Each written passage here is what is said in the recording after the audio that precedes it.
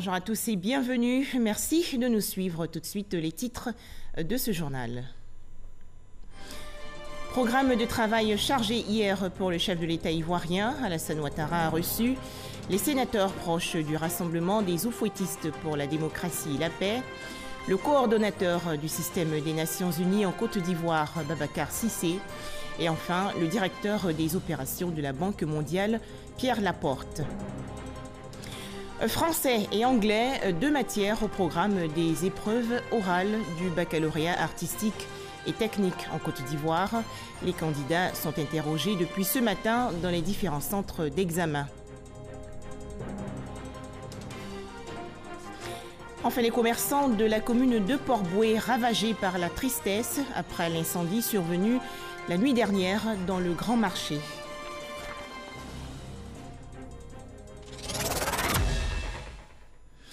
Merci de nous suivre. Pour commencer les activités du chef de l'État.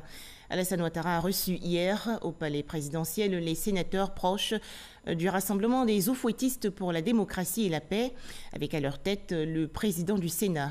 L'occasion pour Jeannot Ahoussou-Kouadio d'annoncer l'installation dans les prochains jours des organes du Sénat, à savoir le bureau et les différentes commissions. Les précisions dans ce reportage de Mahama Traoré et Abiba Dambélé-Saoué.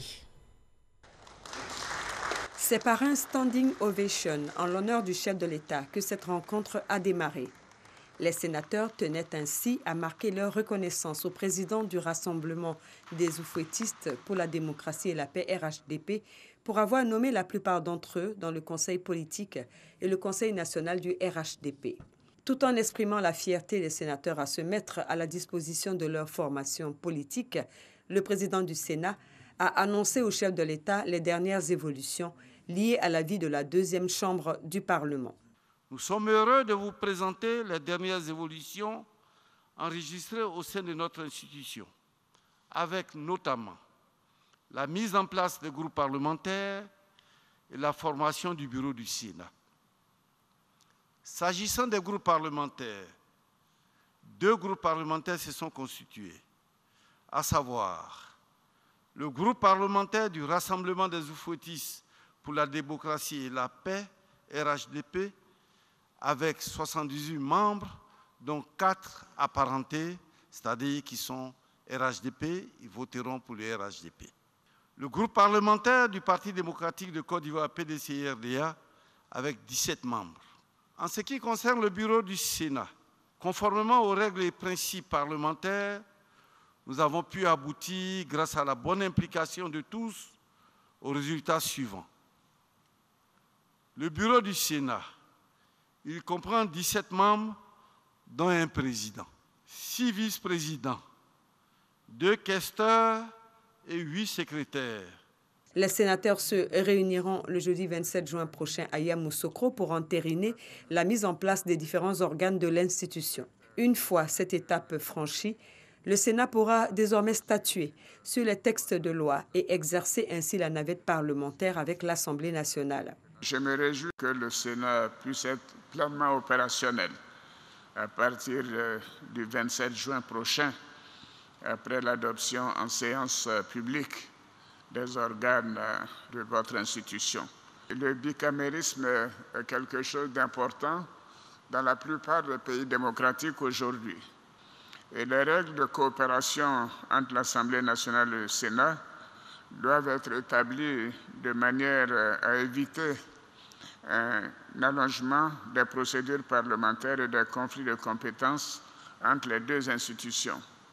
Et je sais pouvoir compter sur le président du Sénat, Jeannot Ahoussou, un homme d'expérience, aussi bien dans l'exécutif que dans le Parlement et dans les régions, pour que nous puissions faire avancer les choses au rythme voulu. Le président Alassane Ouattara a également profité de cette rencontre avec les sénateurs pour commenter l'actualité politique nationale. Si dans la nouvelle Constitution, nous avons tenu à être très précis sur la date des élections, sur la date de l'investiture, c'est parce que nous ne voulons pas que les problèmes vécus par le passé puissent se reproduire.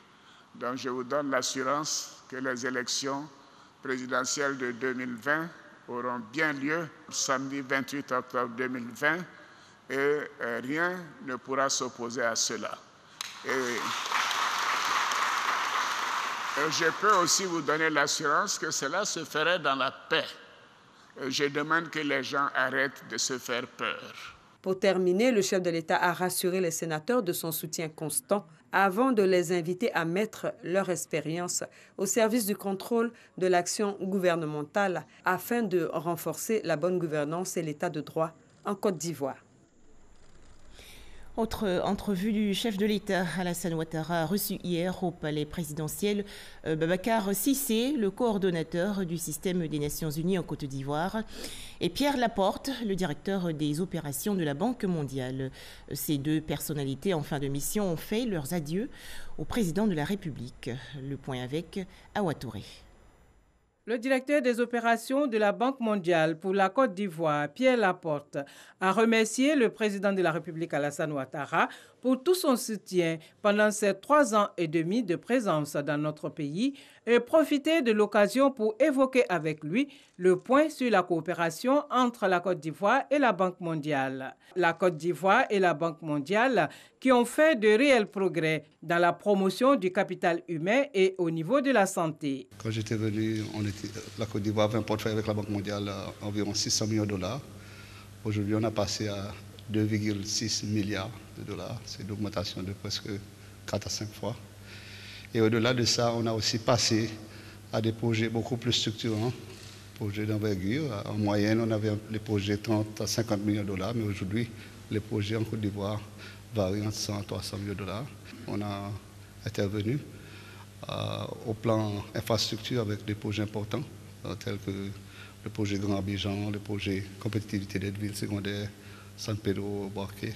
Le coordonnateur du système des Nations Unies, Babacar Cissé, a pour sa part fait avec le chef de l'État un large tour d'horizon de son parcours depuis son arrivée en Côte d'Ivoire en 2013 dans le cadre de l'opération des Nations Unies pour la Côte d'Ivoire, ONUCI, ensuite comme représentant résident du PNUD, coordonnateur du système des Nations Unies. Toutes choses qui l'ont amené, selon lui, à travailler avec le gouvernement ivoirien sur plusieurs chantiers majeurs, dont celui de la gestion de la fin de la mission de l'ONUCI, une mission qui, à son avis, a été un véritable succès et qui sert aujourd'hui de modèle en la matière. Je ne pars plus que satisfait parce que je crois que les acquis de ce pays, j'allais dire auxquels nous avons contribué, on a été là à côté du gouvernement, bien sûr, pour accompagner, en tout cas, les autorités, notamment dans le cadre de la préparation du PND 2016-2020, mais également dans le cadre de sa mise en œuvre.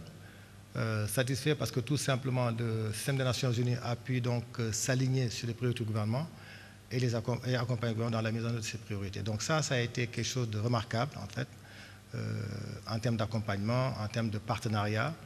Et les acquis sont là. Je pense que sur tous les plans, nous sommes satisfaits des résultats atteints. Bien sûr, il y a encore des défis, mais bon, comme dans tous les pays du monde. Il s'agit maintenant de poursuivre ces efforts. Le coordonnateur du système des Nations Unies a par ailleurs invité les autorités ivoiriennes à poursuivre les réformes courageuses engagées et dont l'impact, selon lui, se fera sentir bientôt sur le développement de la Côte d'Ivoire.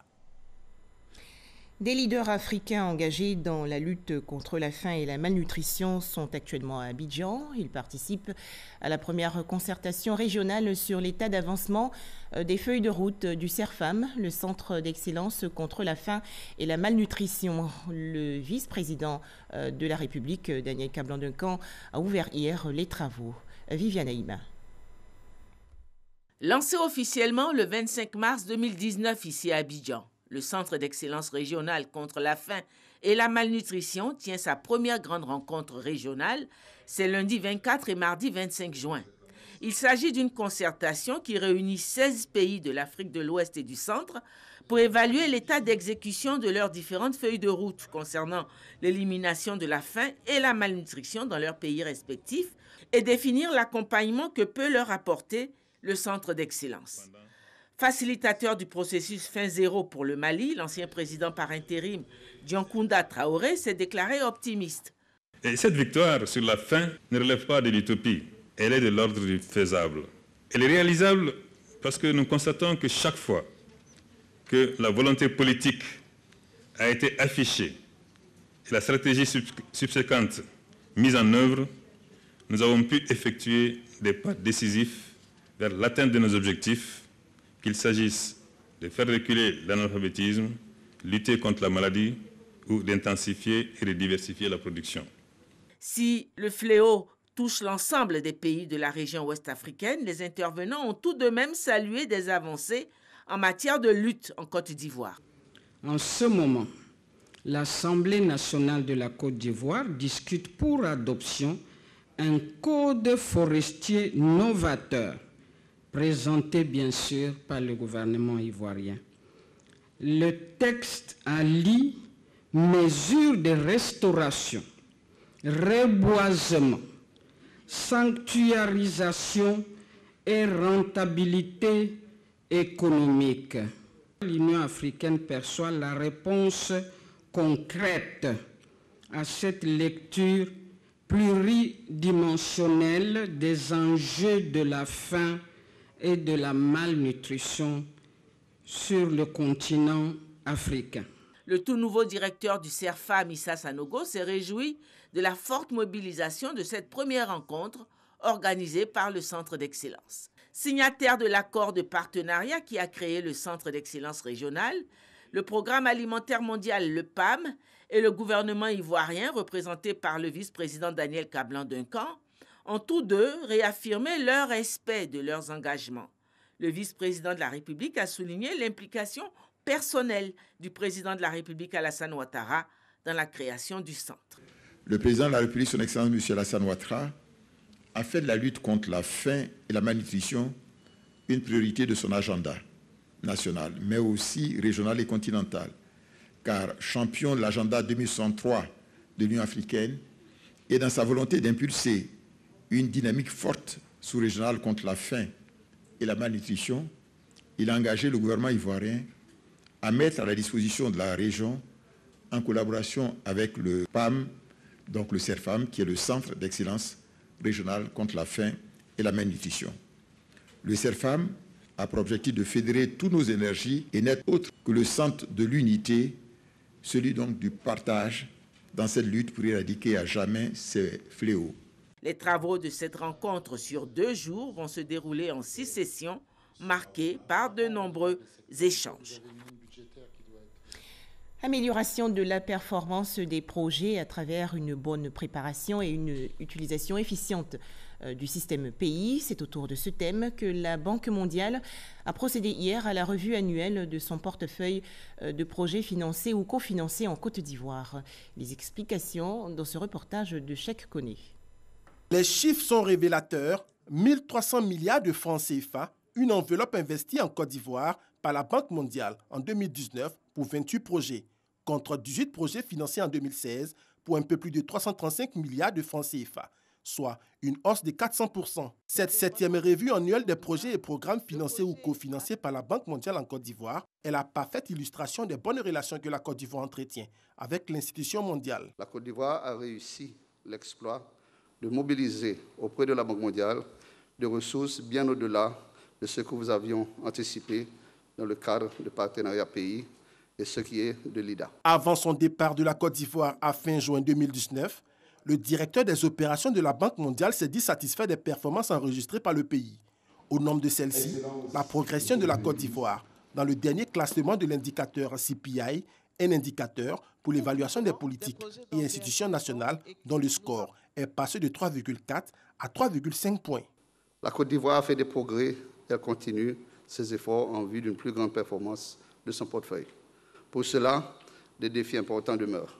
Nous devons nous pencher sérieusement sur la qualité de la préparation des projets afin que l'entrée de nouveaux projets qui constituent des ressources additionnelles ne soit plus un facteur de ralentissement. Cette revue annuelle a été l'occasion pour le Premier ministre Amadou Gon Coulibaly de revenir sur l'accompagnement de la Banque mondiale dans le financement des projets, mais surtout sur la question du taux de décaissement. L'observation de l'indicateur clé de performance dans la mise en œuvre des projets financés par la Banque mondiale, qui est le taux de décaissement, montre que nous devons rester vigilants pour maintenir notre dynamique de performance. Le taux de décaissement global du portefeuille se situe aux environs de 15% à la date du 20 juin 2019, à peu près au même niveau qu'en 2018, mais contre 35,8% en 2017. Amadou Gon, tout en formulant ses attentes, a rassuré les partenaires financiers et techniques sur les dispositions à prendre dans la préparation des projets. L'une de nos attentes relativement à cette revue est de conduire une réflexion avec la banque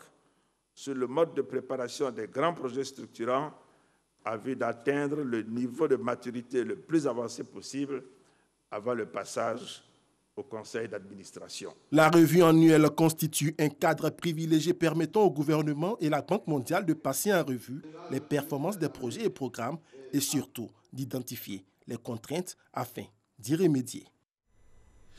Un tout autre sujet à présent avec le début aujourd'hui des épreuves orales du baccalauréat artistique et technique 2019 sur l'ensemble du territoire ivoirien. Les candidats sont interrogés sur des sujets en français et en anglais. David Soyo et Abou Sanogo. Lycée technique d'Abidjan. Premier jour des épreuves orales du baccalauréat artistique et technique. Depuis 7 heures, les candidats ont investi ce centre d'examen pour prendre part aux oraux d'anglais et de français.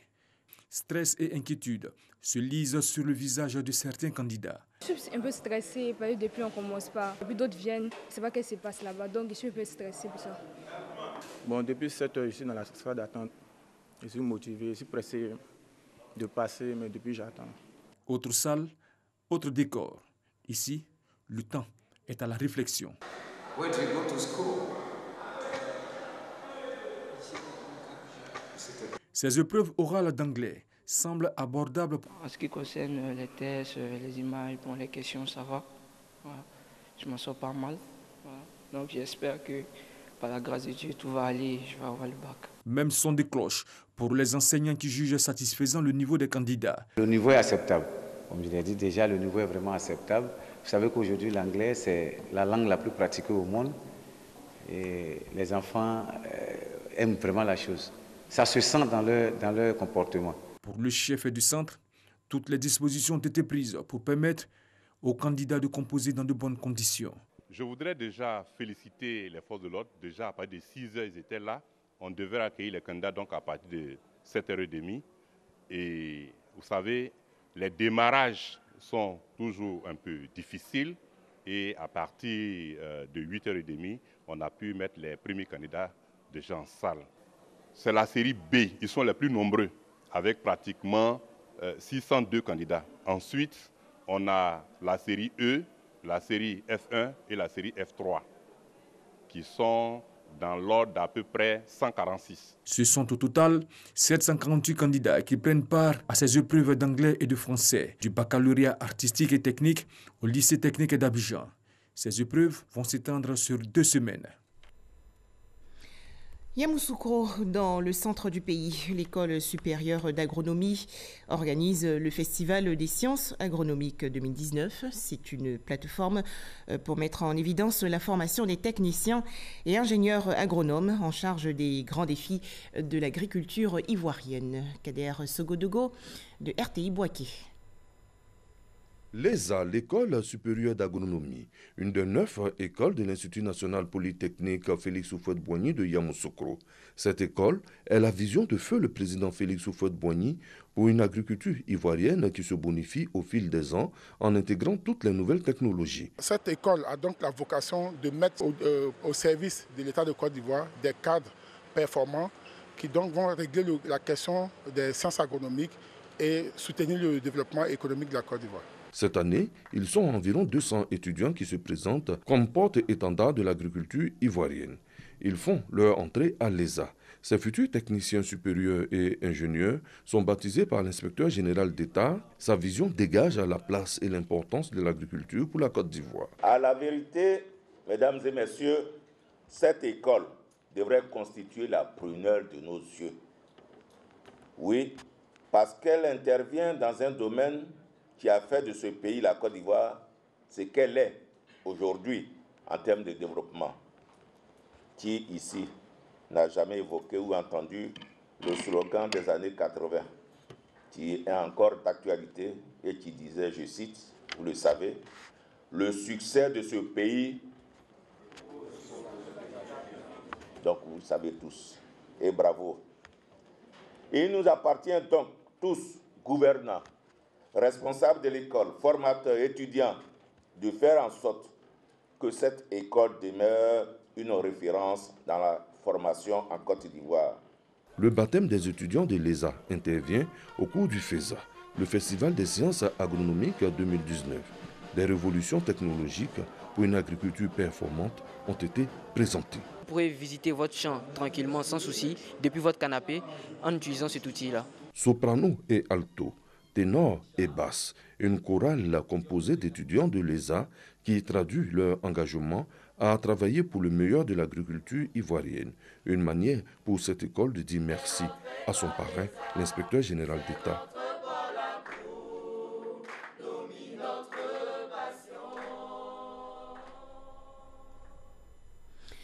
Un drame dans la commune de Port-Bouët. Un incendie s'est déclaré la nuit dernière dans le Grand Marché. Les sapeurs-pompiers militaires de l'Indénié, soutenus par les pompiers de la Société ivoirienne de raffinage, les pompiers du port autonome d'Abidjan et quelques éléments de l'armée française ont pu circonscrire les flammes.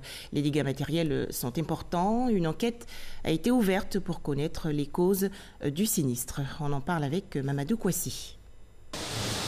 Des soldats mobilisés en plein combat contre les flammes qui ne cessent de ravager les magasins du Grand Marché de Port-Bouët.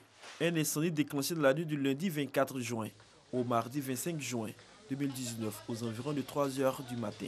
On était là à jouer 4 au quartier ici et on a entendu tout d'un coup, comme le courant a explosé. C'est après ça que l'étincelle a commencé et puis on a la vidéo ici. On est rentré au commissariat, on a averti. Là, quand les policiers sont sortis aussi, ils ont constaté ça. Ils ont commencé à appeler les pompiers. On dit on ne pouvait pas rentrer parce que c'était affaire de courant. C'est dans une synergie d'action que les soldats du feu venus de la caserne de l'Indénié d'Adjamé sont arrivés à bout des flammes grâce au soutien des éléments de l'armée française basés au 43e BIMA de Port-Bouët, des pompiers de la Société ivoirienne de raffinage et ceux du port autonome d'Abidjan. On a attaqué donc le foyer pendant 1h30, au bout de 2 h, vers 6 h moins. Nous sommes arrivés à éteindre le feu, nous procédons maintenant au déblai et à la réaction des locaux. La difficulté que nous connaissons tous pour les soins des marchés, c'est le manque de potées d'incendie et de bouts d'incendie, donc qui nous amène chaque fois à la recherche de l'eau à des kilomètres du sinistre et donc qui permet au feu d'évoluer pendant ce camp. Or, le feu, pour qu'on puisse aller vite, il faut avoir de l'eau en permanence avec un débit très fort. Informé, le maire de la commune de Port-Bouët s'est rendu sur le lieu pour encourager les soldats du feu et se rendre compte des dégâts. Des dégâts estimés à l'instant à plusieurs millions de francs CFA. L'incendie a été circonscrit, mais nous allons évaluer quand même les dégâts et puis diligenter une enquête pour préciser les causes de cet incendie. Le plus important, c'est de prévenir ce genre d'incendie, non seulement prévenir ce genre d'incendie, mais aussi voir les abouchements d'eau, notamment les bouches d'incendie, pour que très vite il y ait de la réaction lorsque ce genre de dommages arrivent. Il faut noter que les dispositions mises en place par le commissaire du 5e arrondissement de Port-Bouët ont permis d'éviter les pillages aux commerçants non sinistrés. Et pour l'heure, la cause de l'incendie qui a ravagé une partie du Grand Marché de Port-Bouët n'est toujours pas déterminée.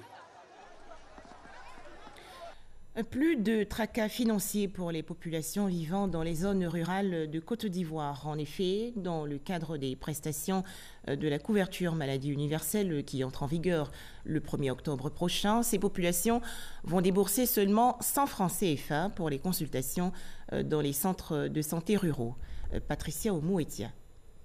Former les journalistes sur les modalités de paiement, les actes et les tarifications de la couverture maladie universelle, une initiative de la Caisse nationale d'assurance maladie pour informer et permettre à toutes les populations, quel que soit le lieu où elles se trouvent, de payer leurs cotisations selon le canal qui leur convienne.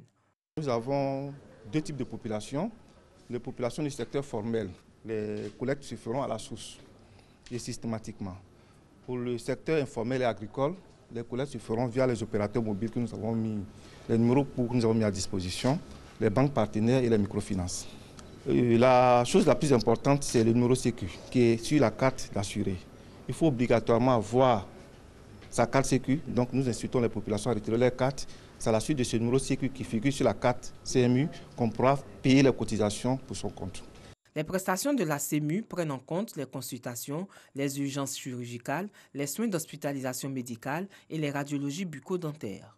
Il existe des contrées où malheureusement on n'a pas encore de médecin. Il faudrait quand même que les populations aient accès aux consultations. Concernant les actes médicaux, à savoir les actes de chirurgie, les actes bucco-dentaires ou les actes de biologie, ils seront pris en charge aussi sur la base du panier de soins, selon la nouvelle codification qui a été établie par le ministère de la Santé depuis 2016. Sont concernés par ces prestations les établissements sanitaires publics et les établissements sanitaires privés investis dans des missions de service public. Pour les journalistes présents à cette formation, cette mise à niveau est importante. Bon, je pense que cette formation est la bienvenue. Ça permettra à nous journalistes, mais aussi à la population de façon générale de savoir ce à quoi sa cotisation ou les prélèvements qu'ils vont faire va servir. Les paiements pour la couverture maladie universelle se font via les opérateurs mobiles, les microfinances et les banques. Ils peuvent être individuels ou familiales pour un coût de 1 000 francs par mois. Lancé en janvier 2019, le prélèvement pour la CMU est obligatoire et sera effectif à partir du 1er juillet prochain. Un petit tour à présent à l'intérieur du pays. Les populations de Boaké, dans la région centre de Touqueur, avec les éléphants footballeurs. Ils ont manifesté hier leur joie après le but ivoirien contre l'Afrique du Sud. Makorian Doumbia et Soro Corona de RTI Boaké. Village CAN 2019 de Boaké. Premier match-up de la Côte d'Ivoire pour le compte du groupe D. Autorités et population présents pour soutenir les éléphants. Pour ce match, je donne 2-0 pour la Côte d'Ivoire. 2-0 pour la Côte d'Ivoire, Inch'Allah. Et à 0, là ça va plus mal. Mi-temps, score nul. Les supporters des éléphants de Côte d'Ivoire restent confiants. Par rapport à la première mi-temps, ils ont bien joué. D'ici qu'on appelle fin du match, on va gagner. À la 64e minute de jeu, Jonathan Kodja ouvre le score, libérant ainsi les nombreux supporters. Score final, 1-0 pour la Côte d'Ivoire. Les supporters se prononcent sur la performance des Pachidem. Un peu mitigé quand même, car nous aurons pu gagner par un plus large score. Et l'essentiel est fait. Le vendredi prochain, les éléphants de Côte d'Ivoire croiseront le fer avec les lions de l'Atlas. Une rencontre décisive pour la qualification pour les 8e de finale. En image, cette grande perte pour la culture ivoirienne. Le dramaturge Biti Moro est décédé hier, lundi 24 juin, à 80 ans. Originaire de Tiassalé, dans la région de l'Agnébi-Tiassa, Biti Moro avait été intronisé chef de village après avoir quitté les plateaux de tournage.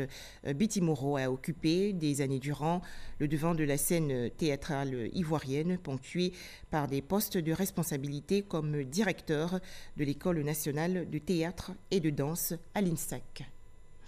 Merci de nous avoir suivis.